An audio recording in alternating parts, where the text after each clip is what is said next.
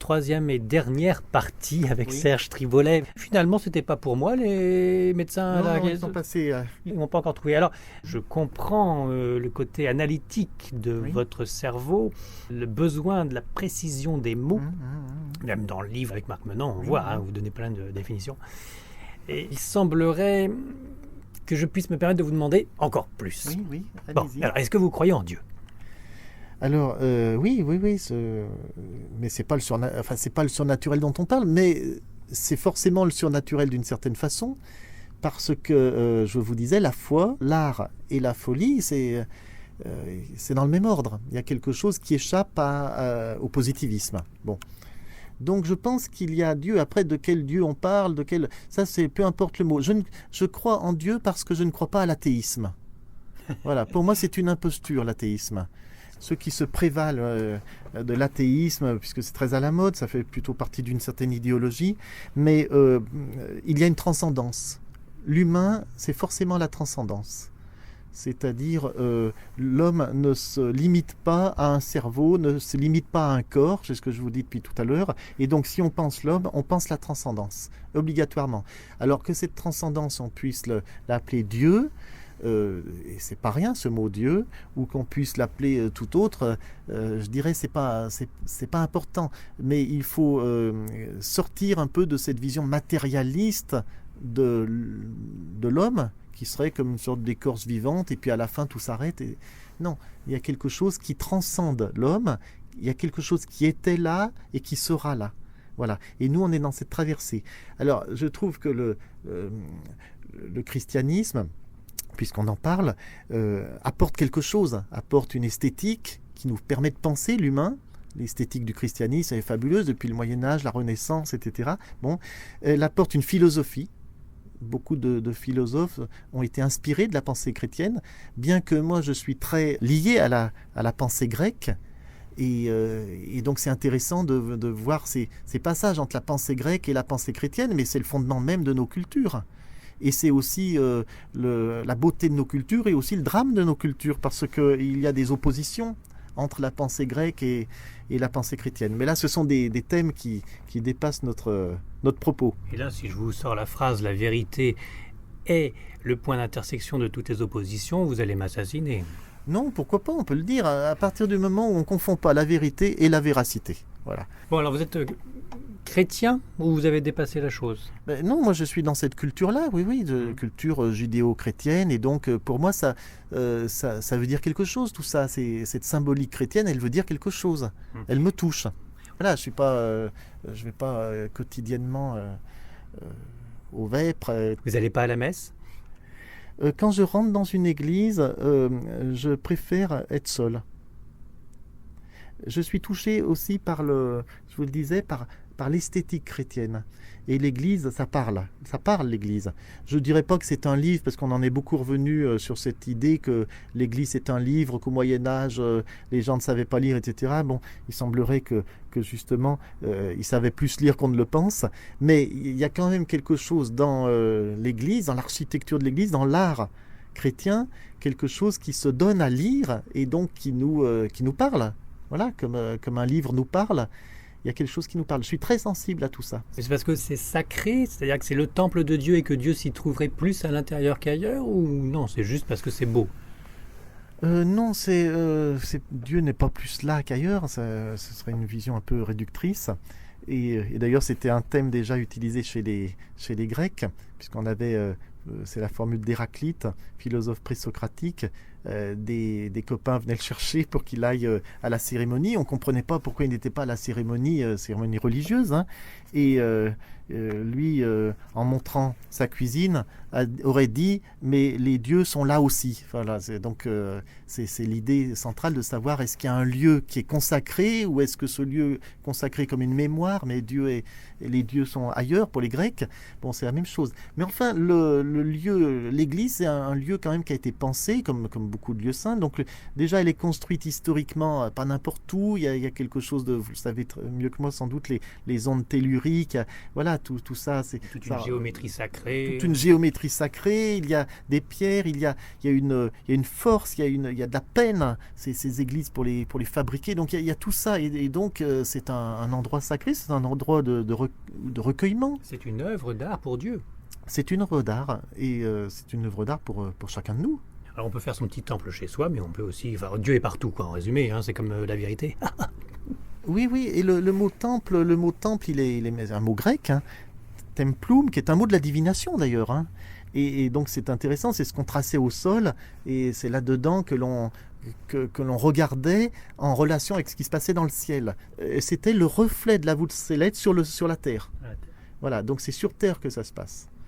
Et ensuite, le temple, c'est devenu le temple religieux et le lieu sacré. Et, donc on en apprend des choses. Oui, mais c'est pour ça que les églises, comme tous les lieux de recueillement, d'ailleurs, me touchent énormément. Bon, alors après, moi, je suis dans cette culture, donc le vitrail, la figure chrétienne, il y a quelque chose d'inquiétant dans cet art chrétien.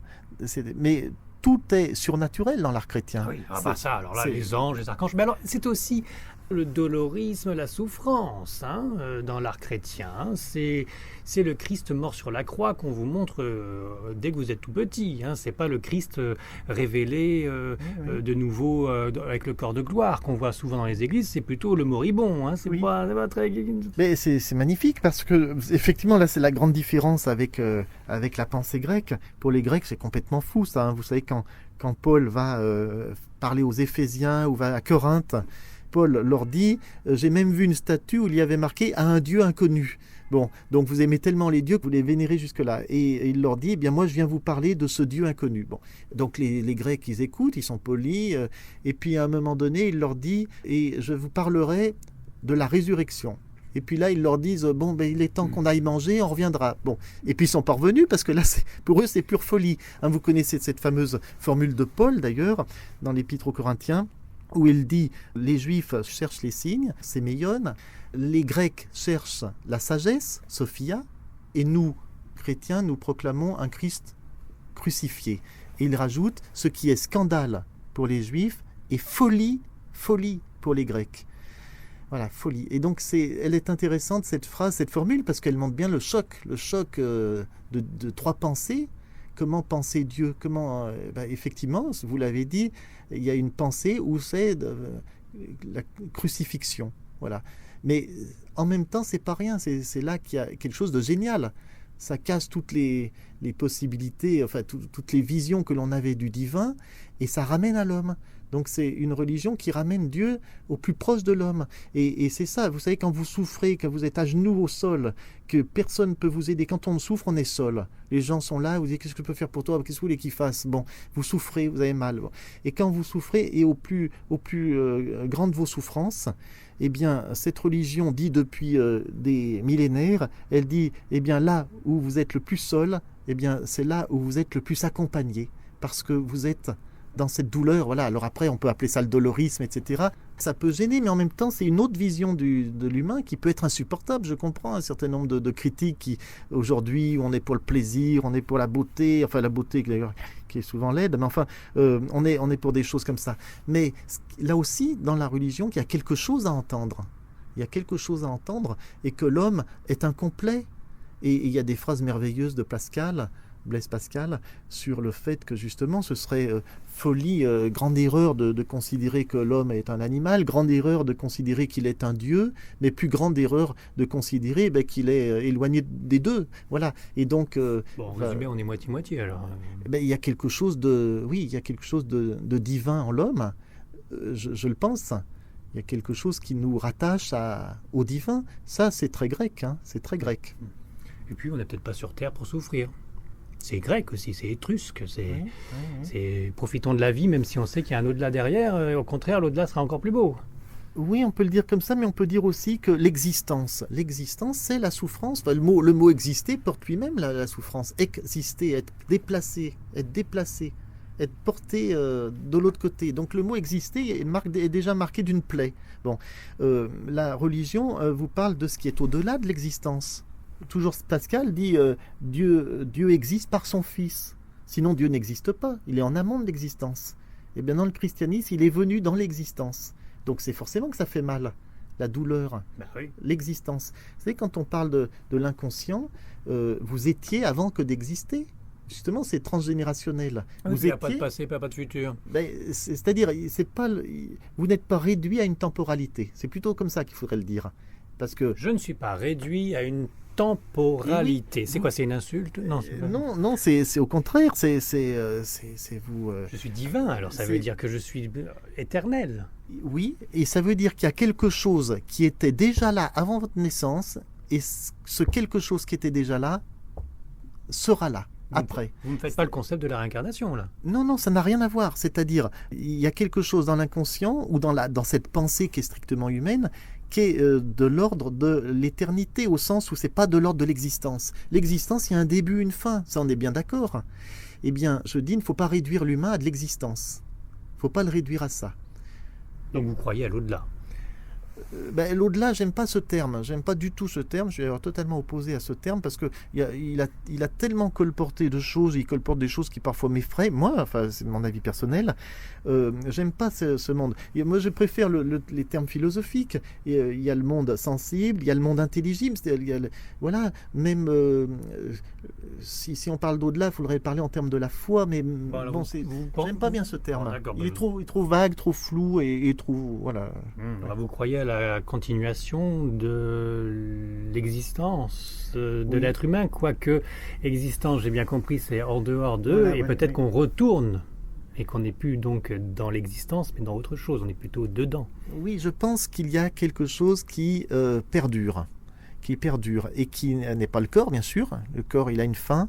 Et ce qui est humain, c'est pas dans le corps, je vous ai dit. Oui, voilà. C'est où? Parce que c'est pas dans la table non plus. Non, puisque depuis tout à l'heure, je vous dis, vous voulez absolument que le localiser. Je vous dis, c'est non spatial. C'est pour ça qu'il faut penser l'humain dans un autre ordre. C'est ça qui est génial dans la religion et dans l'art aussi. Oui, mais je vous vois, Serge Triboulet, vous êtes un être humain. Là, je vous avez deux pieds. Vous avez, voilà. Alors vous avez le côté animal, d'accord, mais enfin, vous n'êtes pas partout non plus. C'est-à-dire quand on va se quitter, je vous entendrai plus, je vous verrai plus, et vous existez toujours pour autant.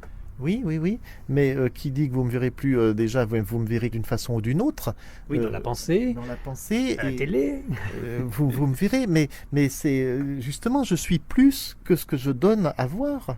Je suis plus que ça quand même, rassurez-moi. Oui, bien sûr. Oui. Et donc il y a quelque chose qui me dépasse, qui dépasse ma psychologie et qui dépasse mon corps. Tout ce que vous m'avez dit là depuis 1h30 quasiment va continuer d'exister en moi. Oui, bon, il y a déjà cet aspect. Mais ce que je veux dire, c'est que si votre inconscient ou mon inconscient, il y a quelque chose qui n'est pas en nous. Voilà, l'inconscient, c'est pas en nous. Cette pensée que je pourrais appeler cette pensée extérieure, elle était là quand vous êtes né. Quand vous êtes né, vous êtes arrivé dans un savoir qui était là. Voilà. Et c'est très important ça. Pourquoi? Parce que il y a beaucoup de phénomènes surnaturels qui ne peuvent pas être saisis si on n'a pas ça. Vous savez, par exemple, je donne moi souvent l'exemple de mes patients délirants qui hallucinent et qui hallucinent dans les voix, donc ils entendent dans des langues qu'ils ne connaissent pas. Bon. Et vous savez que dans l'immense majorité des cas, les hallucinations sont dans la langue maternelle. Même si le patient n'a pas connu sa maman, parce qu'elle est disparue à la naissance, ou il a été abandonné, ou qu'elle est morte. Bon. Et donc, voilà, ça veut dire qu'il y a quelque chose que l'on sait en psychanalyse, qui était déjà là, qui était inscrit dans ce savoir de l'inconscience. Je vous rappelle, l'inconscience, c'est une mémoire, il faut le considérer comme une mémoire. Donc une mémoire, c'est bien quelque chose qui est antérieur. C'est une mémoire qui ne commence pas à votre naissance, c'est bien quelque chose qui est antérieur à vous. Donc vous étiez avant que d'exister et vous serez après. Mais l'être précède l'existence. Grande question philosophique.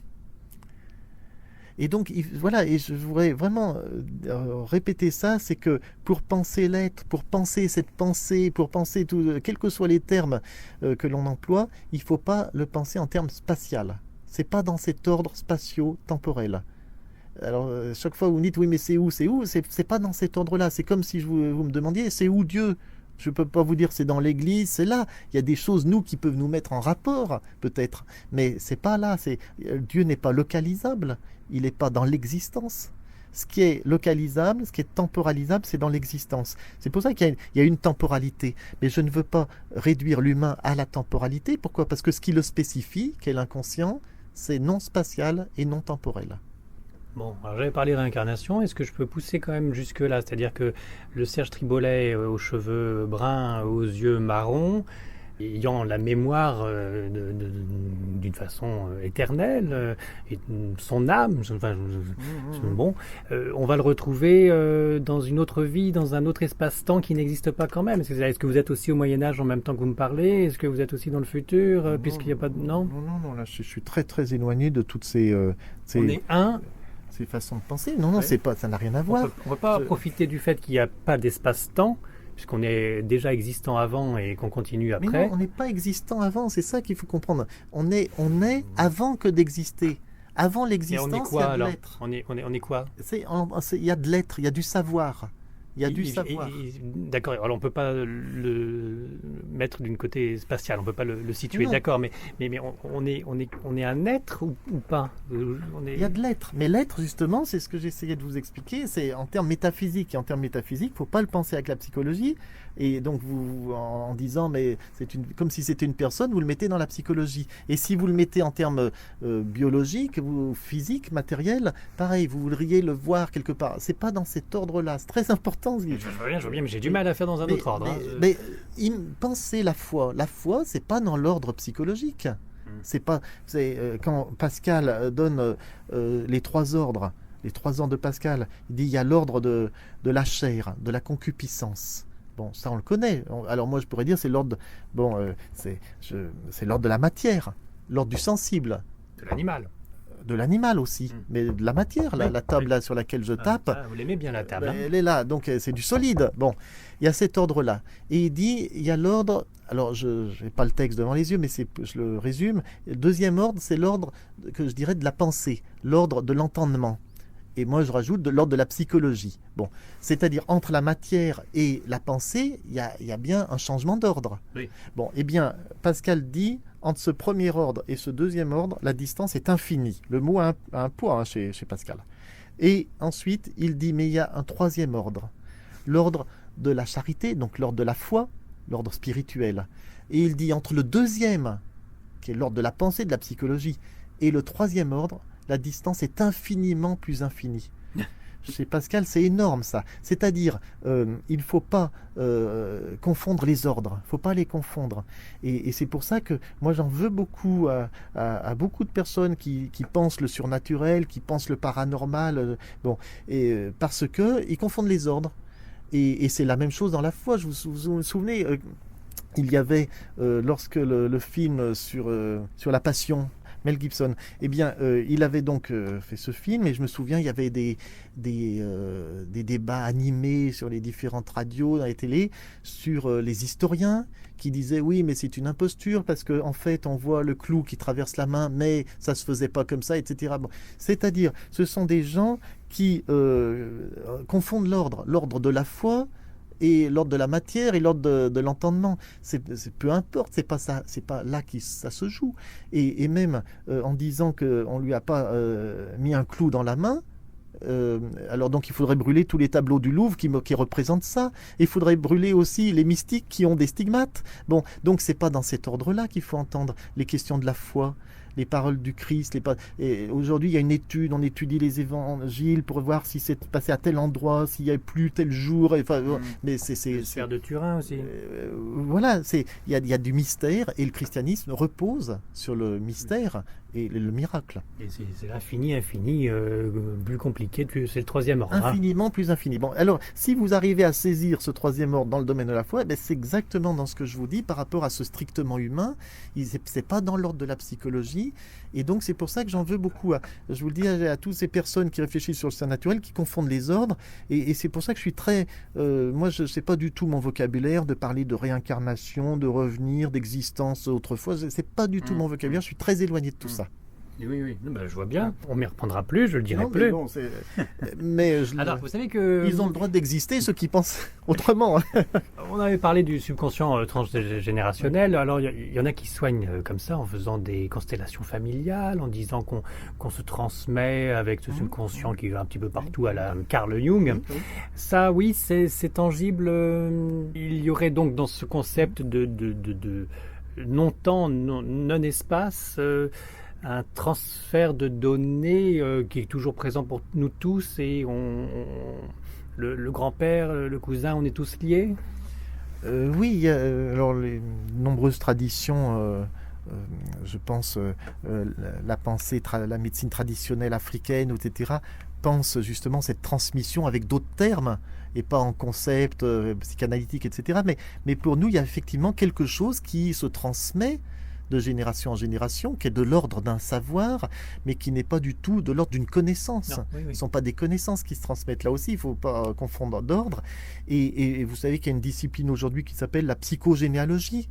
C'est Ancelin Schumberger qui a mis en place un peu, qui a officialisé un peu cette façon de penser qui est très freudienne dans le fond, puisque je vous dis, l'inconscient est phylogénétique. Donc voilà. Mais alors, vous le suivez, ce courant-là? J'ai lu son livre, j'ai lu son premier livre sur le sujet, Aïe mes aïeux, et que j'ai trouvé très intéressant. Et puis ensuite, elle en a publié un autre que j'ai lu aussi, très intéressant, mais c'est pas ma pratique, c'est pas mon domaine. Moi, je suis, comme je vous disais, psychiatre hospitalier, et donc j'ai affaire à d'autres domaines. Mais voilà, mais c'est passionnant, c'est passionnant. Voilà, c'est un des aspects de la psychanalyse.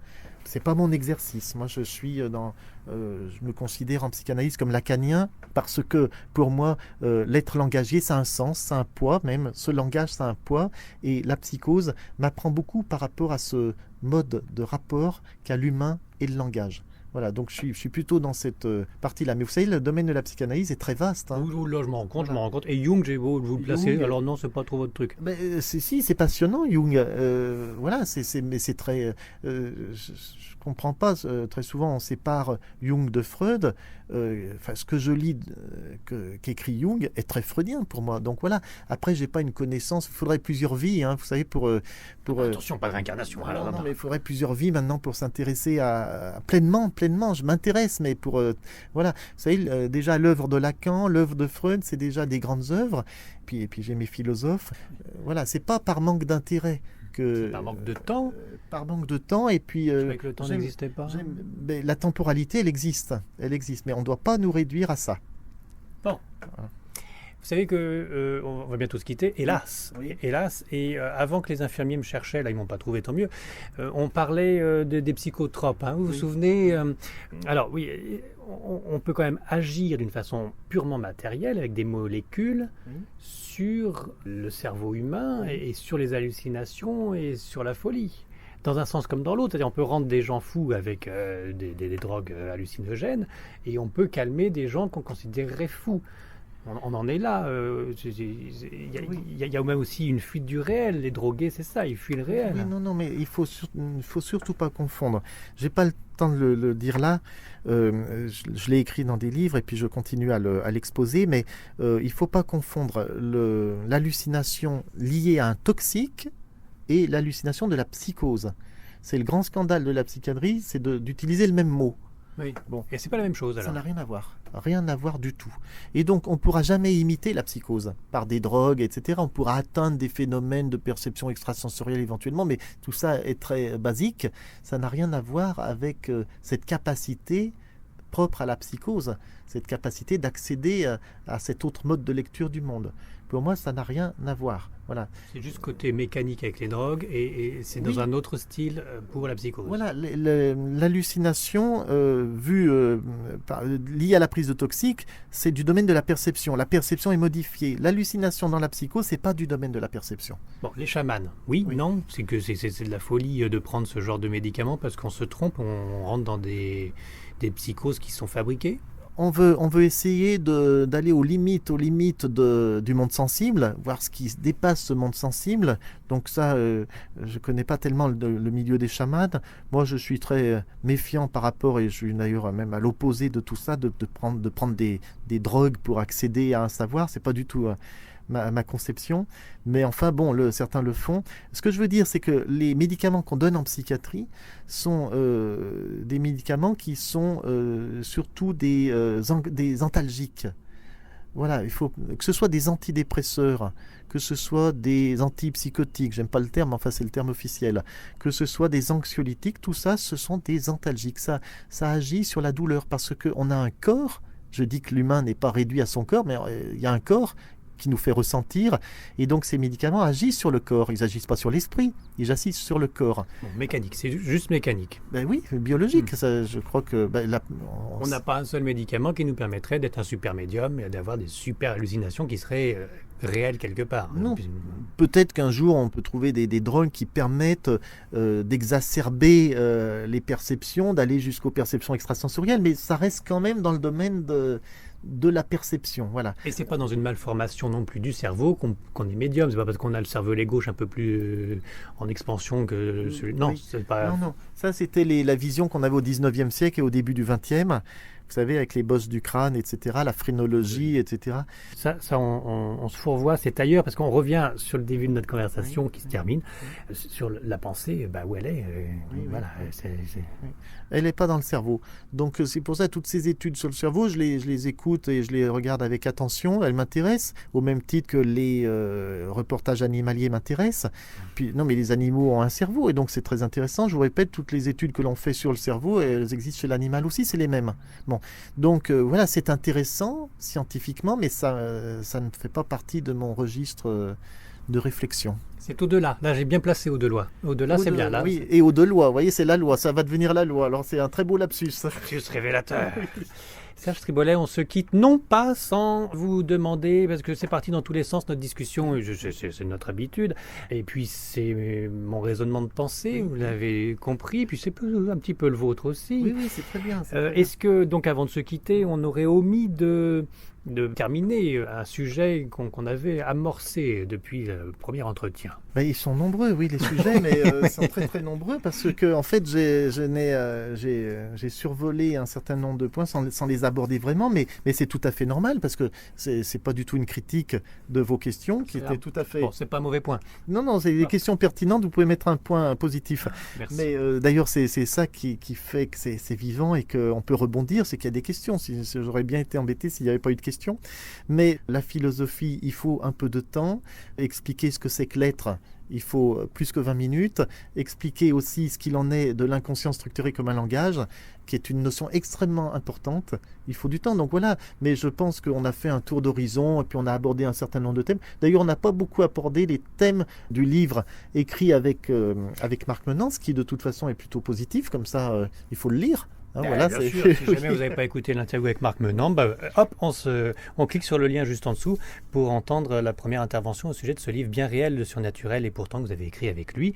À très bientôt, Serge Tribolet. Eh bien, ce sera avec plaisir. Merci pour votre accueil.